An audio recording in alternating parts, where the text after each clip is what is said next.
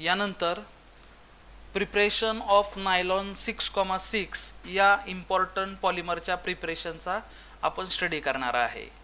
पहा या ठिकाणी नायलॉन 6 हे पॉलिमर मगाशी कसं तयार करायचं हे आपण पाहिलेलं आहे। आता जे पॉलिमर आपण पाहणार आहे ते आहे नायलॉन 6,6। नायलॉन 6,6 हे पॉलिमर तयार करण्यासाठी कोणकोणते मोनोमर युनिट या ठिकाणी यूज केले जातात हे आपण सुरुवातीला पाहूयात। तर नायलॉन 6,6 हे पॉलिमर तयार करण्यासाठी आपण दोन मोनोमर युनिट यूज करणार आहे। कोणते दोन मोनोमर युनिट आहेत? तर पहिले जे मोनोमर युनिट आहे त्याला आपण म्हणतो हेक्सामिथिलीन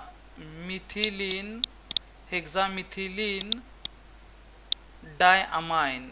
हेक्सामिथिलीन डायअमाइन हे एक मोनोमर युनिट आहे आणि दुसरं जे आहे त्याला आपण म्हणणार आहे ॲडिपिक ॲसिड। तर या दोन डिफरंट मोनोमर युनिटचा यूज नायलॉन 6,6 हे पॉलिमर तयार करण्यासाठी होतो, म्हणून या पॉलिमरला आपण कोपॉलिमर सुद्धा म्हणतो। या पॉलिमरला आपण काय म्हणणार? कोपॉलिमर। कोपॉलिमर म्हणजे काय? ज्या पॉलिमरायझेशन रिॲक्शन मध्ये दोन किंवा दोनपेक्षा जास्त डिफरंट मोनोमर युनिट यूज केले जातात त्याला सिंपली आपण कोपॉलिमर किंवा काय म्हणतो हेट्रोपॉलिमर म्हणणार आहे। ठीक आहे, हा क्वेश्चन तुम्हाला CET ला विचारला जाऊ शकतो। कोणता क्वेश्चन विचारला जाऊ शकतो? Which of the following is a copolymer. मग तुम्हाला माहित पाहिजे कोपॉलिमर म्हणजे काय। ज्या पॉलिमरायझेशन रिॲक्शन मध्ये दोन किंवा दोनपेक्षा जास्त डिफरंट मोनोमर युनिट यूज केले जातात त्याला आपण काय म्हणतो? त्याला आपण काय म्हणतो? कोपॉलिमर म्हणतो। मग नायलॉन 6,6 हे काय आहे? कोपॉलिमर आहे, कारण त्याच्यामध्ये दोन डिफरंट मोनोमर युनिट यूज केले गेले आहेत। पहिला जो आहे तो आहे हेक्सामिथिलीन डायअमाइन आणि दुसरा जो आहे त्याला आपण म्हणतो ॲडिपिक ॲसिड। मग हेक्सामिथिलीन डायअमाइन आणि ॲडिपिक ॲसिड या दोन्ही डिफरंट मोनोमर युनिटमध्ये पॉलिमरायझेशन ही प्रोसेस कशी होते याचा या ठिकाणी आपल्याला स्टडी करायचा आहे। मग सुरुवातीला आपण याचं स्ट्रक्चर काढूयात। बघा, हेक्सामिथिलीन म्हणजे मिथिलीन ग्रुप म्हणजे कोणता ग्रुप? CH2 group. हेक्सामिथिलीन म्हणजे या ठिकाणी आपण 6 मिथिलीन ग्रुप घेणार आहे। त्यानंतर डायअमाइन म्हणलेला आहे। मग डायअमाइन म्हणजे या साईडला अमाइन ग्रुप येणार NH2, या साईडला सुद्धा काय येणार आहे? अमाइन ग्रुप येणार NH2। मग या कंपाऊंडचं नाव आहे हेक्सामिथिलीन डायअमाइन। मग हेक्सामिथिलीन डायअमाइन हे झालं स्ट्रक्चर। त्यानंतर दुसरा जो आहे तो आहे ॲडिपिक ॲसिड मोनोमर आहे। मग ॲडिपिक ॲसिड मोनोमरचं स्ट्रक्चर कसं आहे? तर याच्यामध्ये बघा 4 मिथिलीन ग्रुप येतात। इथं रेफरन्सला तुम्हाला रिॲक्शन दिलेली आहे, याच रिॲक्शनचं एक्सप्लेनेशन या साईडला मी देत आहे। इथे पाहू शकता दुसरा जो मोनोमर युनिट आहे तो आहे ॲडिपिक ॲसिड। ॲडिपिक ॲसिडमध्ये किती ॲडिपिक ॲसिडमध्ये किती मिथिलीन ग्रुप आहेत? तर 4 आहेत। मग या ठिकाणी आपण घेणार CH2 ब्रॅकेट आणि इथं 4 घेणार आहे। 4 मिथिलीन ग्रुप आहेत आणि 4 मिथिलीन ग्रुपच्या दोन्ही साईडला ॲसिड ग्रुप आहेत। इथे येणार COOH, या साईडला सुद्धा काय येणार आहे? COOH ग्रुप येणार आहे आणि यांच्यामध्ये काय होणार आहे? पॉलिमरायझेशन ही प्रोसेस होणार। मग पॉलिमरायझेशन या प्रोसेसमध्ये पॉलिमरायझेशन ही प्रोसेस कशी होणार आहे? तर इथे पाहू शकता हा जो डायअमाइन मधील नायट्रोजन आहे या नायट्रोजनवरती काय असणार? लोन पेअर असणार आहे। या नायट्रोजनवरती सुद्धा काय असणार? लोन पेअर असणार आहे। मग हे लोन पेअर काय करतात? ॲसिड मधल्या हायड्रोजनवरती अटॅक करणार आहेत। हे जे NH2 ग्रुपवरती असणारे लोन पेअर आहेत हे लोन पेअर ॲसिड मधल्या हायड्रोजनवरती अटॅक करणार आणि हा हायड्रोजन हा NH2 ग्रुप काय करणार? ॲब्स्ट्रॅक्ट करणार आणि त्यानंतर मग सॉल्ट तयार होणार आहे। इथे तुम्ही पाहू शकता, बघा मी काय सांगतोय ते NH2 चं कन्वर्जन इथं कशामध्ये होणार? NH3 मध्ये होणार। हा NH2 इथला H ग्रुप ॲब्स्ट्रॅक्ट करणार, मग NH2 चं कन्वर्जन कशामध्ये होणार? NH3 मध्ये होणार आहे। मग या NH3 वरती काय येणार आहे? तिथं पॉझिटिव्ह चार्ज येणार, कारण इथल्या लोन पेअरने अटॅक केलेला आहे। मग लोन पेअरने अटॅक केल्यानंतर इलेक्ट्रॉन डेन्सिटी तर काय झाली? कमी झाली, म्हणून नायट्रोजनवरती तर काय येणार आहे? पॉझिटिव्ह चार्ज येणार। त्यानंतर हा हायड्रोजन H+ फॉर्ममध्ये तर रिमूव्ह होतो, मग ऑक्सिजनवरती काय येणार आहे? Negative charge. इथं काय येणार? निगेटिव्ह चार्ज, पुन्हा शेजारी ऑक्सिजन, कार्बन, पुढे काय असणार आहे? CH2 ग्रुप असणार आहे 4, त्यानंतर इथं COO-, इथं सुद्धा तीच प्रोसेस झालेली असणार. इथला हायड्रोजन रिमूव्ह होणार, हा हायड्रोजन इथल्या NH2 ग्रुपमध्ये ॲड होणार आणि NH2चं कन्व्हर्जन कशामध्ये होणार, NH3 मध्ये. म्हणजे इथं COO- इथला हायड्रोजन सुद्धा रिमूव्ह होणार. त्याचबरोबर या साईडला काय असणार आहे, या साईडला CH2 ब्रॅकेटला इथं 6 मिथिलीन ग्रुप, इथं NH2चं कन्व्हर्जन कशामध्ये होणार आहे, NH3 मध्ये होणार आणि या ठिकाणी पॉझिटिव्ह चार्ज तयार होणार आहे. मग हा जो कंपाऊंड तयार झालेला आहे, या कंपाऊंडला आपण नायलॉन सॉल्ट म्हणणार आहे. या कंपाऊंडला आपण काय म्हणतो, तर नायलॉन सॉल्ट म्हणणार आहे. पण या ठिकाणी मला सांगायचं राहिलं की हेक्सामिथिलीन डायअमाइनचे n नंबर ऑफ मॉलिक्यूल आपण घेतो आणि ॲडिपिक ॲसिडचे सुद्धा काय घेणार आहे, n नंबर ऑफ मॉलिक्यूल.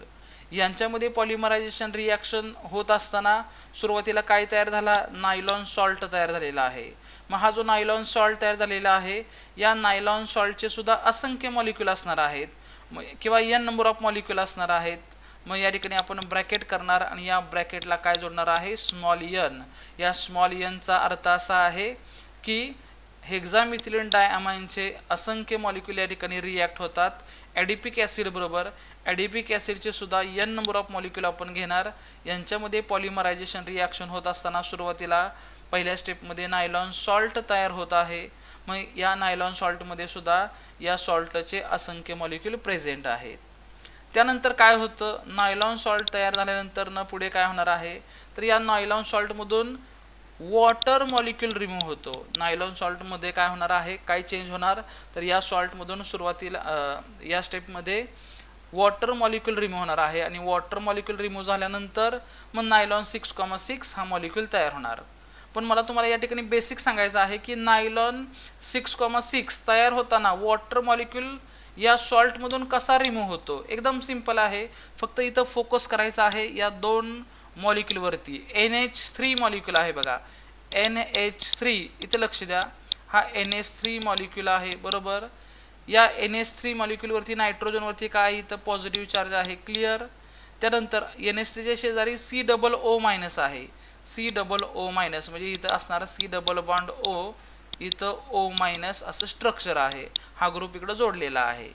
मग वॉटर मॉलिक्यूल कसा रिमूव्ह होतो, तर या नायट्रोजनला जोडलेले हे दोन हायड्रोजन, वॉटर मॉलिक्यूल कसा रिमूव्ह होतो, तर नायट्रोजनला जोडलेले हे दोन हायड्रोजन आणि हा O- ऑक्सिजन, असे दोन हायड्रोजन आणि एक ऑक्सिजन मिळून काय होतो, वॉटर मॉलिक्यूल रिमूव्ह होतो. मग रिमूव्ह झाल्यानंतर तुम्ही काय फोकस केला पाहिजे, NH3 आणि COO याच्यामधून वॉटर मॉलिक्यूल रिमूव्ह झाल्यानंतर रिमेनिंग कोणता ग्रुप शिल्लक राहतोय, तर इथं फक्त राहतोय NH ग्रुप आणि इथं कोणता राहतोय, CO ग्रुप. हे फक्त तुम्ही फोकस केलं पाहिजे. मग हा NH ग्रुप डायरेक्ट कशाला जॉईन होणार, या CO ग्रुपला जॉईन होणार आणि अशीच पॉलिमरायझेशन रिॲक्शन पुढे चालू राहणार आहे. मग इथं बघा पॉलिमरायझेशन या प्रोसेसमध्ये काय होणार, मी आत्ताच सांगितलं, NH3 याच्यामधून काय शिल्लक राहणार, तर फक्त NH हा ग्रुप शिल्लक राहणार आहे.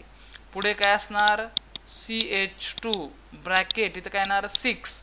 त्यानंतर NH3 मधून काय रिमेनिंग शिल्लक राहिलेला आहे, NH वॉटर मॉलिक्यूल रिमूव्ह झाल्यानंतर. त्यानंतर NH कशाला जोडणार, CO ग्रुपला जोडणार आहे. इथला ऑक्सिजन गेलेला असणार, राहिला CO ग्रुप, कार्बोनिल ग्रुप. पुढे काय आहे, तर CH2 आहे. या CH2ला इथं आपण 4 लिहिणार आहे. त्यानंतर COO- याच्यामधून फक्त शिल्लक राहणार आहे CO ग्रुप. अशीच पुढे प्रोसेस कॅरी होणार आणि पाठीमागे सुद्धा पॉलिमरायझेशन रिॲक्शन चालू असणार आहे. ठीक आहे, म्हणून आपण या ठिकाणी झिगझॅग लाईन दाखवतो. झिगझॅग लाईन याचा अर्थ असा आहे की पुढे सुद्धा पॉलिमरायझेशन रिॲक्शन अशीच चालू आहे, पाठीमागे सुद्धा पॉलिमरायझेशन प्रोसेस चालू असणार आहे.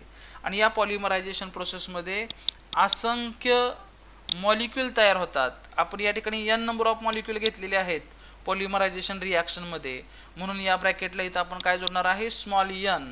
म्हणजेच या ठिकाणी हा जो सबस्टन्स तयार झालेला आहे, या सबस्टन्सला आपण काय म्हणणार आहे, नायलॉन 6,6 म्हणणार आहे. कारण हा जो सबस्टन्स आहे तो नायलॉन 6,6 आहे. याचे असंख्य मॉलिक्यूल इथं प्रेझेंट आहेत, n number of molecule present आहेत, म्हणून या ठिकाणी ब्रॅकेटला आपण काय जोडलेला आहे, n जोडलेला आहे. तर या पद्धतीने ही रिॲक्शन या ठिकाणी पॉलिमरायझेशन होते.